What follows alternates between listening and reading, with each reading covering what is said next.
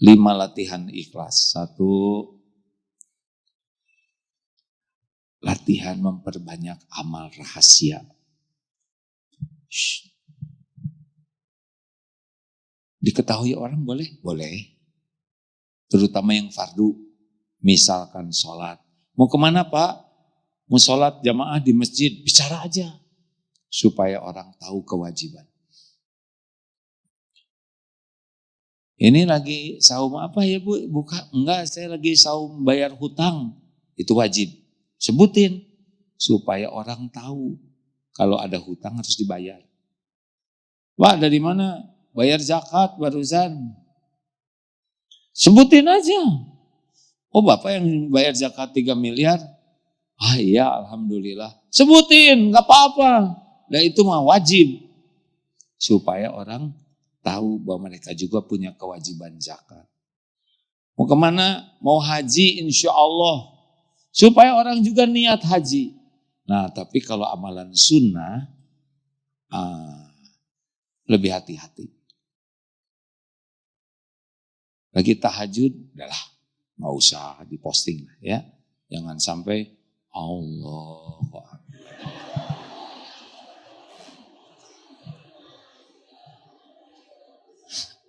Kan yang umrah juga begitu. Ya Allah, ampunilah dosa hamba.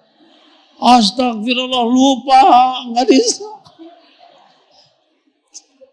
Ya, qadarullah baru kembali dari tanah suci, suka lihat kenapa orang lagi tawaf kok posting. Ini kan ibadah. Tawaf itu sama dengan sholat, cuma bergerak dan pokoknya aturan yang lebih longgar. Jangan ya kalau lagi ibadah. Ngaji boleh diumumkan? Boleh, tapi kalau kira-kira bakal kotor hati udah.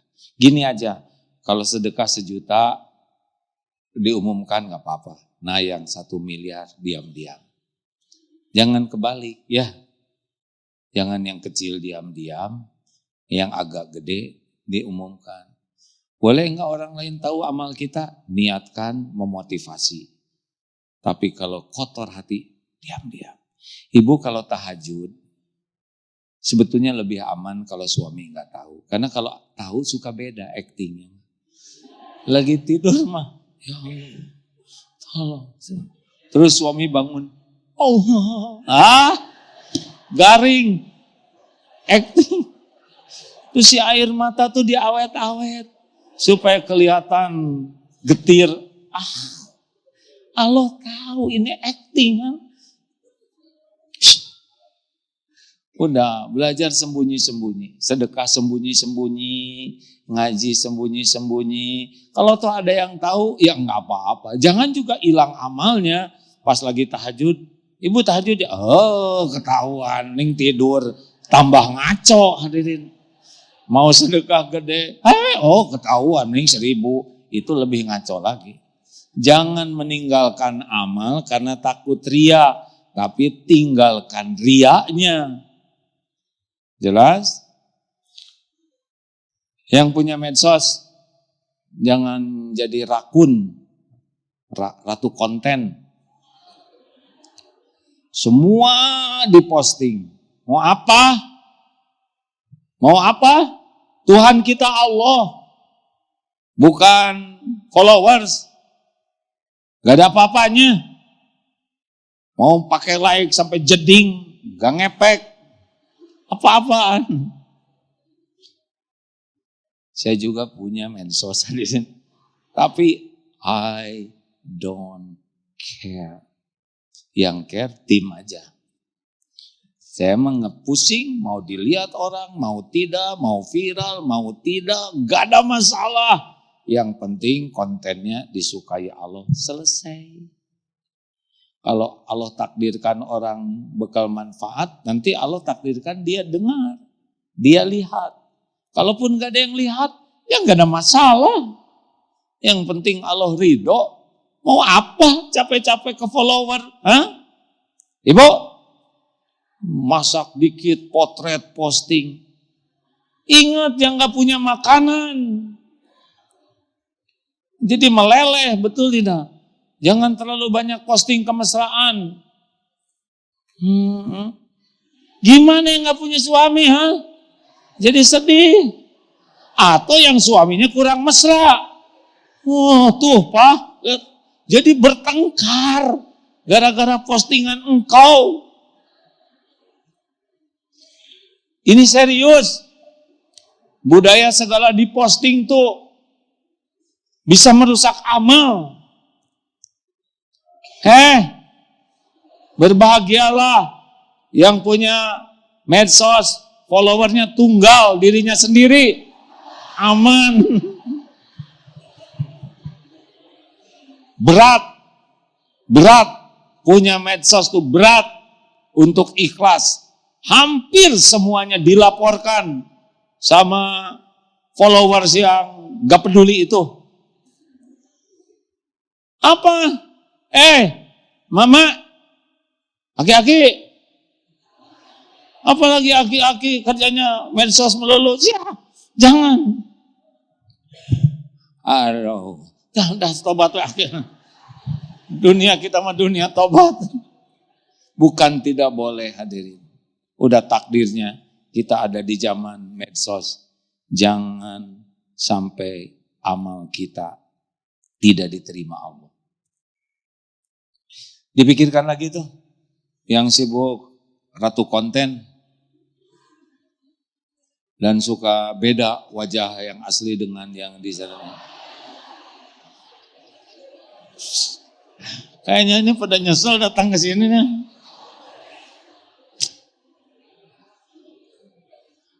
Saya senang di sini nggak ada spanduk pakai potret saya yang suka malu. Potretnya yang dipasang yang 20 tahun yang lalu. Nah, akhirnya jadi aki-aki. Harusnya pick itu yang di status itu wajah sekarang. Ya, jangan suka ngebohong. Jangan masang yang 30 tahun yang lalu. Ini serius nih. Jangan sampai medsos merusak niat. 2. Latihan kedua, ada orang, tidak ada orang, sama atau tidak.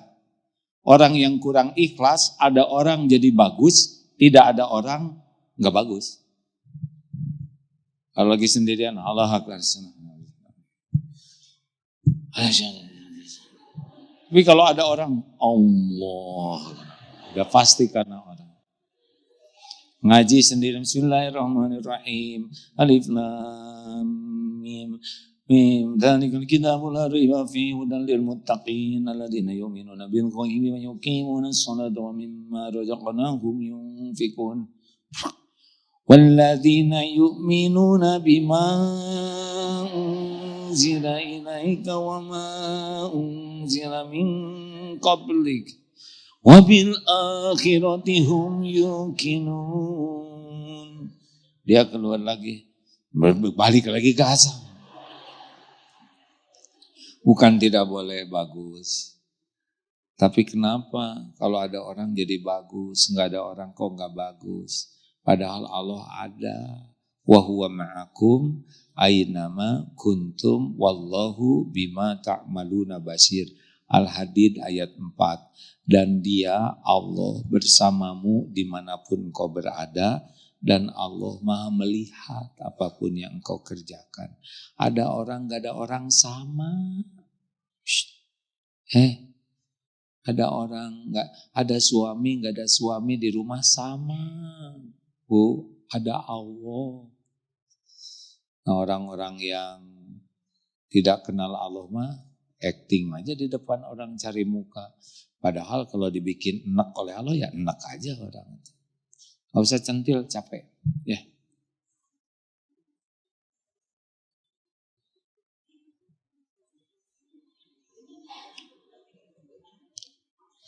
Gak apa-apa. Hitung-hitung saya istirahat. Enggak, bebas.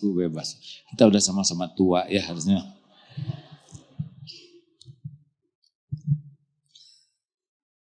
Tiga. Satu apa? Banyak amal rahasia. Jangan selalu ingin orang lain tahu. Nggak usah lah, sama aja kok. Yang kedua, Ada orang, gak ada orang, sama atau tidak? Kalau kita ada orangnya dibagus-bagusin, gak ada orang gak bagus, udah pasti karena orang. Bagi kita mah bagus weh. Ada orang bagus, gak ada orang bagus karena ada tiga. Ini mulai makin berat nih. Jangan ingin dipuji, jangan takut dicaci. Ulangi.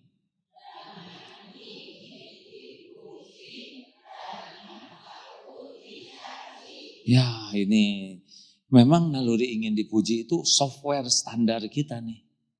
Tinggal pengen dipuji siapa. Nah orang pada umumnya pengen dipuji oleh makhluk. Nah sekarang kalau orang muji kita terus jadi gimana? Hah? Ibu awet muda jadi awet. Ini serius. Dengerin. Kita beli mati-matian beli sesuatu bela-belain nyicil demi dipuji orang. Apakah yang muji bantuin cicilannya? Tetap lenong. Hadirin, ini serius nih. Berantakannya hidup kita ini diantaranya ribet. Ingin cari kedudukan di hati makhluk. Ingin dinilai orang lebih dari kenyataan. Capek itu Tebo. Ibu ingin kelihatan langsing. Ini tahan apa? Jadi halis ngangkat terus. Jadi lupa. Jadi kekurangan oksigen. Bukan tidak langsung. Gini. Halo? Udah fitrahnya lah kita pengen dinilai orang. Tapi kita harus mulai sadar. Dan gak ada apa-apanya dipuji orang. Ini ada ya di ruangan ini nih ya seseorang. Udah pernah nyobain dipuji rame-rame. Diam. Udah gitu dicaci maki rame-rame.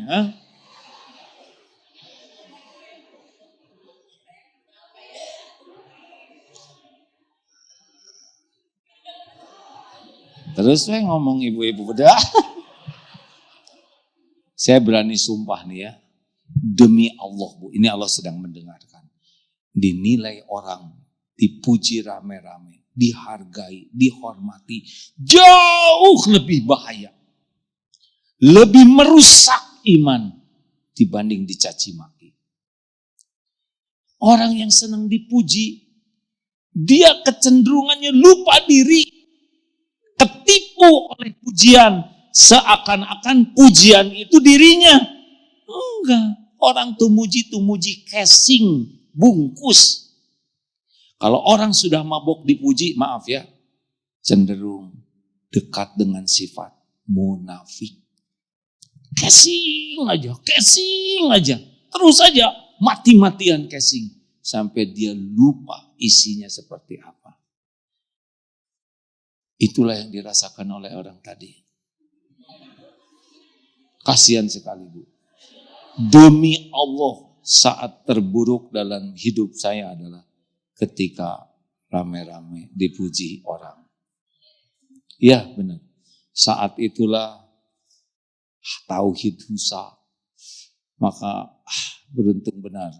Saya ditakdirkan dicaci maki, dihina, dibully. Itulah yang menjadi syariat sekarang pesantren jadi. Kalau enggak dulu, enggak ada apa-apanya Darut Tauhid itu Bu. Orang datang ke Bandung ibu dulu, pasti cuma pengen dipotret aja. Pengen tahu ya kan. Alhamdulillah, pesantren Darut Tauhid itu jadinya Bu. Izin Allah menakdirkan seperti sekarang ini. Justru sesudah kaki ini nginjek. Sesudah dicaci, dihina, karena itu menolong. Jadi sadar diri. Makanya berdasarkan pengalaman gitu dipuji, nggak ada apa-apanya Bu, nggak ada apa-apa, capek. Makanya heran kenapa orang pengen populer, capek loh Bu. Susah, nggak punya privasi, kemana-mana. Yang repot kalau lagi berenang, jadi susah keluar. Ya. Malu. Atau lagi ke museum, Di museum kan banyak binatang purba tuh yang ini jadi kayak mirip. Nah, enaknya kadang-kadang kalau ke restoran pas mau bayar, itu ada yang mana udah itu aja sih anak. Atau di stop oleh polisi, Gim doakan saya beres gitu. Semuanya ujian dari Allah. Tapi nggak ada apa-apanya pujian orang. Demi Allah tidak ada apa-apanya. Nggak ada apa-apanya. Yang ada apa-apanya hanya pujian Allah. Selamat berbahagia bagi yang sudah merdeka dari membangun casing. Bolehkah casing bagus? Boleh. Tapi isi harus lebih bagus. Karena Allah tuh melihat hati baru amal. Biasa-biasa aja lah hidup. Just the way you are. Apa artinya? Biasa-biasa aja lah. Nggak ada apa-apanya, nggak ada apa-apa. Demi Allah. Kalau orang kagum, cuman gitu. Kita juga bisa ya kan?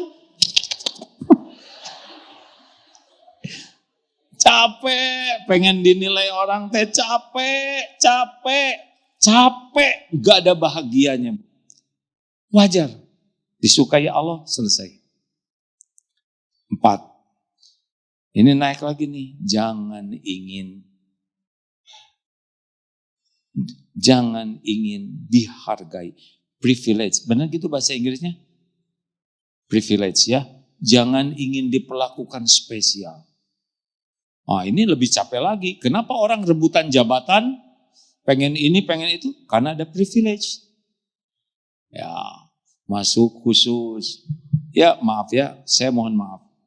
Karena takdirnya mengalami ini. Sudah datang. Waduh. Lihat yang privilege.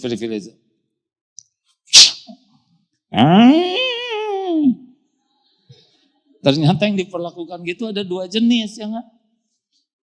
Satu yang memang dihormat secara dunia, yang kedua yang ditangkap ya enggak? Serius hadirin, polisinya sama itu, patrolinya sama, pintunya juga sama dibukain ya kan? Karena agak susah buka sendiri ya. Dan ada satu lagi yang dikasih privilege kayak gini, hanya beda suaranya. Yaitu jenazah hadirin. Udahlah, biasa aja lah hidup. Ini kepada para pensiunan yang sudah pensiun, itu udah selesai masa lalu kita ya. Apalagi istri yang suaminya udah pensiun, gak usah ikut campur. Dia tuh dulu anak buah suami saya. Udah selesai waktunya. Kalau nostalgia boleh, tapi gak usah ngangkat-ngangkat diri dengan yang udah selesai episodenya, ya kan? Nggak, memang begitu, Bu. Dunia mah cuma sebentar. Gagah-gagah tuh nggak lama, ya kan? Lama-lama, kok dulu tongkatnya di sini. Tapi nggak bisa lama-lama jadi ke sini, ya kan? Saya anak tentara, Bu. Ini sedikit ya cerita beratnya dihormati. Coba tentara atau aparat apapun, kan? Kalau masuk kesatrian, duduk siap. Waduh, apalagi defile kayak kemarin tuh ya. Hormat senjata. Waduh, gagah. Apakah itu menghormat asli? Enggak, itu emang kerjanya begitu. Yang repot, yang dihormatnya merasa pede bener ya kan. Mereka ya kerjanya begitu. Nah kalau enggak, bisa dipecat ya kan. Nah, yang dihormat kepedean. Kalau orang begini tuh, emang itu tugasnya, digaji buat begitu. Yang bahaya itu adalah lengket, seakan-akan itu menghormati kita. Enggak, itu mah mikirin hutang, lagi jalan begini. Banyak yang mereka pikirkan itu. Nah, yang berat itu istri komandan. Daftar enggak, seleksi enggak ya kan, latihan enggak. Di kantor juga kurang jelas kegiatannya. Tapi gayanya bisa jadi komandannya komandan. Hei, jemput anak saya dong. Nah, iya teh kata prajuritnya, kalau nggak digaji saya nggak akan nurut. Tapi kepaksa nurut. Jangan ya Bu ya. Pernah tuh ada di airport yang istri, apalah suaminya, ternyata udah pensiun suaminya. Gua mau diperiksa tasnya. Ini teh apa-apaan. Udah selesai episodenya. Enjoy aja dengan episode baru. Nggak usah kita pikirkan yang udah terjadi. Udah babak itu udah selesai. Masuk kan sekarang babak tua, babak reot. Ya udah dinikmati aja kita. Ya ada gimana tuh ya hadirin. Saya bisa ceramah gini karena saya juga udah aki-aki ini ya. Alhamdulillah cucu udah 19. Biasa aja, nggak kayak gitu. Nah itu bukan ciptaan saya ya.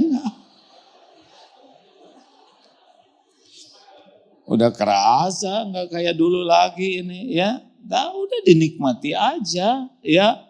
Halo?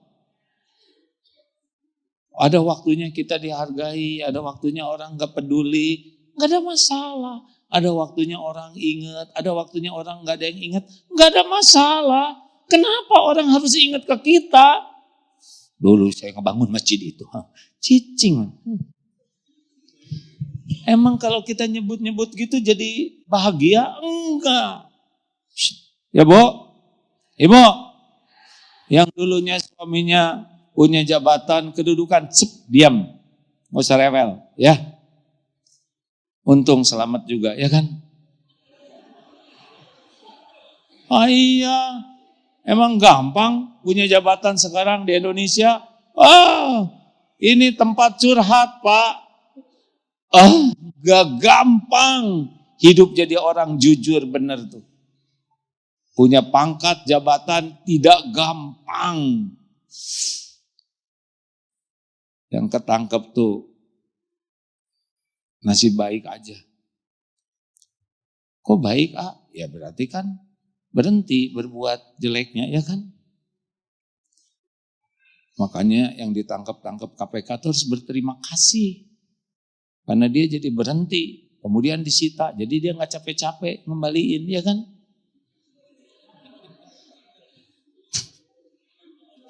Oh beda sih ketawanya ya sudah atas. Udah dengar belum? Ada pejabat tobat. Ceritakan jangan. Bu, saya mau tobat, tuh pensiun nih. Alhamdulillah, kata istrinya. Ini doa saya siang malam supaya papa bisa tobat. Emang ibu siap kalau saya tobat? Bukan hanya siap, Pak. Ini yang ibu minta siang dan malam. Alhamdulillah, baiklah Bu. Kalau gitu, ini mobil-mobil ini mau dikembalikan. Kenapa? Kenapa? Sejujurnya nih hasil nggak benar Bu. Ini nggak benar. Lalu kita naik apa ya? Naik Honda itu aja yang dulu C70 yang naik. Wah ada tobat yang lebih bagus ngeselin. Ini rumah juga hasil nggak benar. Terus kita kemana? Ya kita kembali ke Perumnas yang wah ini salah nih tobatnya. Tuh berarti si ibu yang nggak benernya kan. Padahal pasti mati tuh. Semua koruptor itu mati tuh. Nggak bisa. Tenang Pak, tenang. Harusnya Bapak ikut demo kemarin, bukan? Mati saya suka kasihan Bu, benar tuh ya Bu. Di sini kan nggak pakai ini ya, biasanya di ruangan tuh ada 2 potret kan. Yang awet yang tengah kan. Ya, apa? Garuda yang awet, yang kiri kanan kan udahan. Saya emang nggak bisa kagum tuh Bu, alhamdulillah. Gak bisa kagum lihat pejabat itu, kasihan. Gayanya sebentar di dunia, gitu. Nah, pasti berakhir, pasti itu, pasti ya. Jadi kalau lihat pejabat itu, saya tuh melihatnya satu, pasti berakhir dari jabatannya. Yang kedua, maaf ya, pasti mati. Dan yang ketiga, pasti dihisab di akhirat nanti. Jadi kalau saya lihat para pejabat gitu punten ya, duh ini berat bener. Pertama, pasti berhenti dari jabatannya, pasti. Yang kedua, pasti mati. Dan yang ketiga, pasti diadili di akhirat nanti. Di mana gayanya? Harusnya ibu bapak juga lihat saya begitu, pasti nih. Lagi mati, nggak usah gitu-gitu amat tapi ya. Pasti dihisab. Beneran, saya juga akan dihisab nih ceramah ini Tuhan. Ini kata-kata belum tentu selamat semuanya. Terakhir, udah, kepanjangan hadirin. Astagfirullah. Ibu yang menentukan saya, Bu. Ya. Ini kaki udah diangkat sebelah, kenapa saya capek? Berarti lebih dari sejam, udah sejam setengah ini. Sejam 40. Udah dah, kita beresin aja. Terakhir, jangan ingin dibalas budi. Ulangi. Yang kompak. Jangan ingin lakukan, lupakan. Sekali lagi.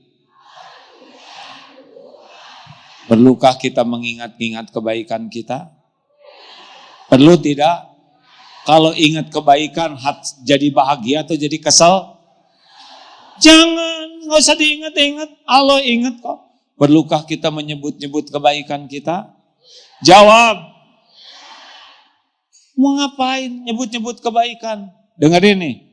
Aki-aki, bapak-bapak dengerin ya. Ini ilmiah nih, diam ya. Bu, tolong jawab dengan jujur. Kalau suami ibu berkata begini, apa yang ibu rasakan? Hei istriku, saya nih suamimu. Saya yang membanting-banting tulang. Memeras-meras demi kalian. Ini rumah saya yang beli, saya yang nyicil. Kalian pergi ke sana sini pakai kendaraan, siapa yang nyiapin? Saya tahu. Yang ngebensinin, yang ngisi kartu buat saya. Kalian makan sampai kenyang jajan, saya yang nyiapin. Itu dempul. Siapa yang ke toko besi? Saya. Bu, suami pamer jasa, apa yang ibu rasakan? Bahagia atau enek, Bu? Dengerin lelaki. Jangan suka pamer kebaikan. Yang dengar itu enek, betul kan Bu? Kalau suami pamer kebaikan, ibu jadi tambah sayang atau jadi sebel? Yang jelas, sebel, Pak. Jelas? Sama, mau jadi pejabat, jadi siapapun, kalau udah pamer kebaikan, yang mendengar itu enek dan jadi, dah lupakan. Jelas bapak-bapak? Jadi Bu, kalau suami pamer kebaikan, ibu jadi enek dan justru itu juga yang kami rasakan, Bu. Ibu teh capek, Pak. Ibu tuh di rumah ini tuh naik in GERD sejenis gitu. Ibu, nggak boleh. Apalagi ke anak-anak, nggak boleh. Ini ibu Muna, ibu yang hamil, ibu yang melahirkan kalian, apalagi kamu disungsang, ibu yang menyusui, ibu, nggak boleh. Mungkin anak-anak mikir, siapa yang nyuruh ya deh ya? Serius, ibu, nggak boleh. Bu, ibu, bapak juga kalau punya anak bukan investasi. Anak adalah ladang amal soleh kita. Jangan berbuat baik ke anak supaya anak berbuat baik ke kita. Enggak boleh. Kita ngurus anak, ngedidik anak adalah ibadah kita. Kita harus siap. Anak-anak tidak akan selamanya ingat ke kita. Benar? Punya anak laki-laki, sekolahkan, didik.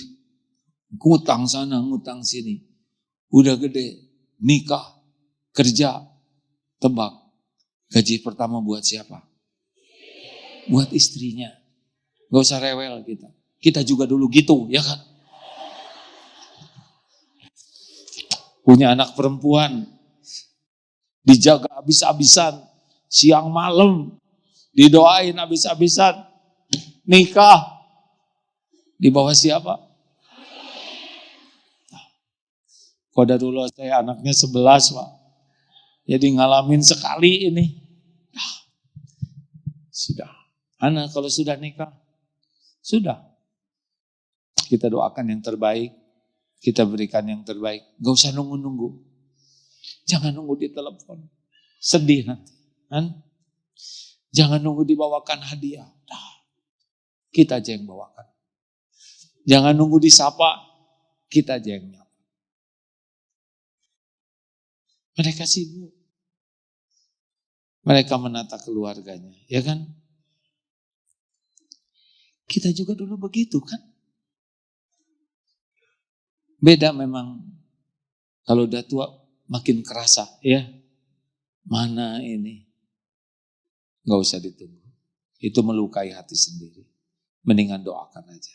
Supaya kesibukannya jadi amal soleh. Di kantor saya gak ada yang ingat ke saya. Emang perlu ingat sama Bapak? Udah pensiun, udah selesai. Babaknya udah beda. Ya, jangan nyusah-nyusahin diri. Ngarep-ngarep orang lain tahu. Ngarep-ngarep orang lain menghargai. Balas, gak usah disebut-sebut. Kita ngebangun masjid, kita gak kepilih jadi DKM.